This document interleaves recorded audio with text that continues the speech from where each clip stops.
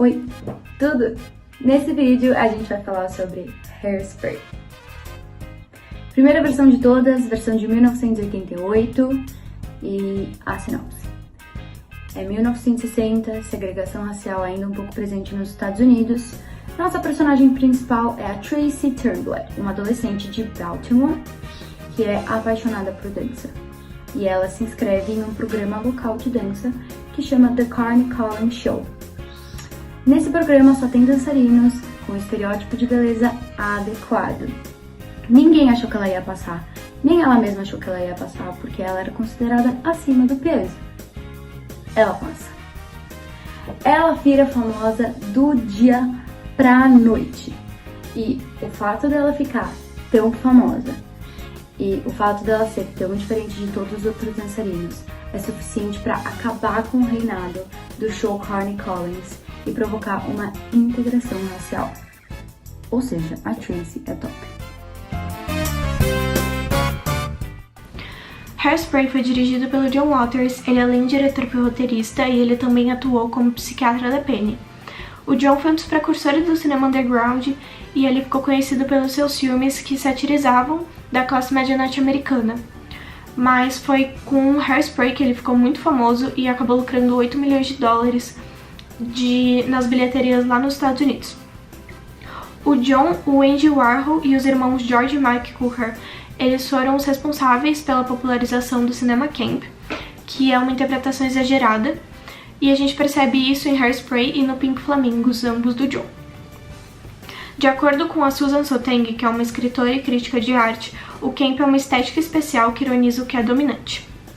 Além disso, a gente percebe também umas transições bem características de desenho durante o filme, e tem o predomínio da câmera objetiva, fixa ou panorâmica. Com exceção de uma cena que acontece na escola, um dos personagens tem dificuldade de enxergar um negócio na lousa, então eles colocam a câmera subjetiva, que é a visão do personagem, pra explicar, mostrar por que ele tá tendo aquela dificuldade. Eles usam as cores primárias, azul, vermelho e amarelo, e as cores verde e rosa também no filme. E uma coisa muito importante é a variação da iluminação, para diferenciar os ambientes, porque enquanto no bairro da Tracy, um bairro de classe média e ela sendo uma personagem branca, as cores são bem vivas e a iluminação é muito boa, no bairro do Sewage, que é um personagem negro que vive num bairro pobre, os ambientes são bem mais escuros e isso mostra a segregação que acontecia na época. Oi gente, hoje eu vou contar pra vocês 5 curiosidades do filme Hairspray de 1988. Fato número 1. Esse foi o primeiro filme dirigido por John Waters a receber uma censura PG dos Estados Unidos. O que é uma censura PG? É assim, tem alguns tópicos, tem algumas coisas nesse filme que não é 100% recomendado pra uma pessoa, não sei, menor de 18 anos, mas ele é livre, qualquer um pode assistir, mas tá lá falando que vai conter isso, tipo, vai conter umas certas características, mas não necessariamente é explícito. Então, por exemplo, aqui no Parents Guide de Hairspray tá falando sexo, nudez, violência, álcool, drogas. Não precisa ser explicitamente isso, mas tá caracterizado como isso, então assim, você pode assistir, mas tá bem claro que vai acontecer essas coisas. 2. John Waters aparece em uma ponta como Dr. Fredricksen. Daí, quem viu, viu, né? 3. A personagem Edna foi escrita para a transexual Christine Jorgensen, mas o John acabou modificando uma outra personagem e aí ele aproveitou para modificar a Edna também, e aí ele colocou a Divine no lugar. 4. A personagem Velma foi oferecida para Mamie Van Doren, mas ela recusou. E o último fato é que o filme fez tanto sucesso que fizeram um remake em 2007, que é o mais famoso. fizeram vários musicais e também fizeram uma apresentação live. Então, assim, é um filme que muita gente assiste como entretenimento, mas acaba, assim, tendo um impacto porque acaba tendo vários ensinamentos e é um filme muito bom e aborda muitas questões importantes e traz a representatividade para muitas minorias. Apresenta a gordofobia, tem a questão dos negros, então tudo isso, que é um filme legal, engraçado, mas tem um bom ensinamento. É isso. Obrigada, Um beijo. E já que está um canal no YouTube, deixe o seu like e se inscreva, porque toda semana a gente vai ter um vídeo desse, olha que legal. Então fica ligado porque vai ser muito da hora. É um canal aberto. Bom, então eu vou falar um pouco sobre o departamento de arte do filme Hairspray. Visto que Hairspray se passa em 1962, é possível trazer uma perspectiva dos figurinos do filme que se encaixam perfeitamente na moda dos anos 60. Os figurinos estão enraizados no estilo da época, mas trazem mais tipos de tecido e umas cores mais vibrantes. Saias cheias, conjunto de suéteres, meias curtas, estampa xadrez e pérolas fazem parte da roupa de quase todas as garotas do filme. Cores pastéis e estampas florais também estão presentes. Ao falar de cores mais vibrantes e tons mais vivos, a maquiagem também segue essa linha de pensamento. Os olhos eram considerados o ponto central da maquiagem, com delineados gatinhos, sombras com tons mais fortes, o côncavo marcado e cílios mais alongados.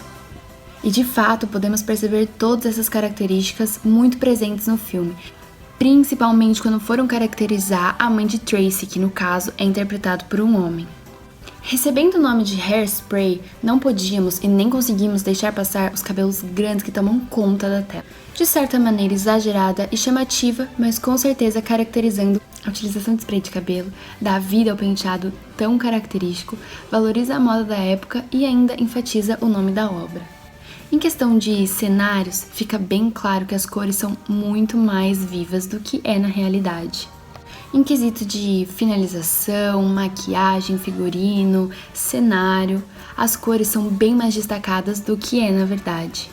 Os cenários são fantasiosos, procuram imitar a realidade e são construídos para valorizarem e enfatizarem o contexto.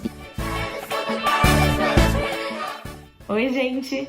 Bom, quando a gente estava pesquisando os filmes e decidindo quais tipos de representatividade a gente abordar aqui nos nossos vídeos, a gente lembrou do Hairspray e principalmente da mensagem de amor próprio que a personagem principal representa. Mas antes de tudo, eu acho que é importante a gente reconhecer que o cinema, a televisão, as revistas e as propagandas, eles foram veículos que ajudaram a propagar e principalmente a perpetuar a ideia de que existe uma pessoa perfeita e que a gente tem que se encaixar em padrões de beleza. E tudo e todos que não se encaixarem nesses padrões de beleza acabam não sendo considerados bonitos pela sociedade.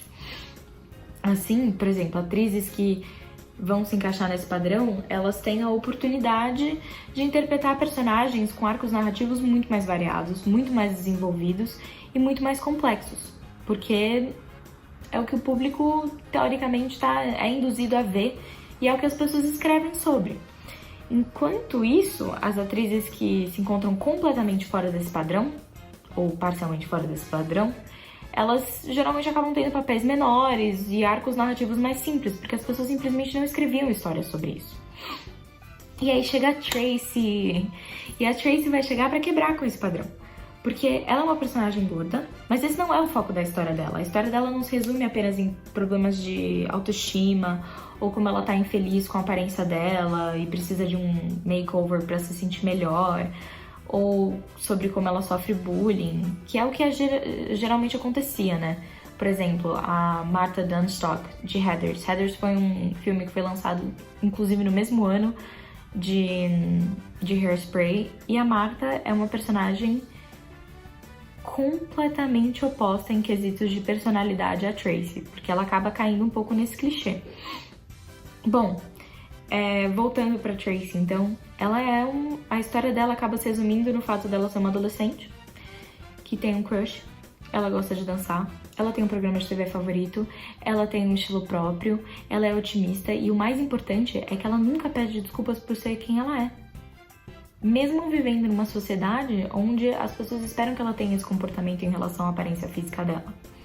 E eu acho que é por isso que Hairspray é considerado quase que uma obra-prima de você se aceitar do jeito que você é e de você propagar uma body image positiva ao invés de perfeita. Porque, convenhamos, né? Nenhum de nós é perfeito. E eu acho que o único jeito da gente evitar essa falta de representação de um grupo em qualquer veículo do audiovisual é a gente contando uma variedade muito maior das histórias. Então, não basta só você ter a personagem que é gorda, porque querendo ou não, o jeito que a TV ou o cinema escolhe contar aquela história daquela pessoa não significa que todas as pessoas que parecem com aquela personagem vão ter a mesma história e vão se identificar, porque todo mundo é diferente. Então a gente precisa contar o máximo de histórias possíveis e fazer o inimaginável.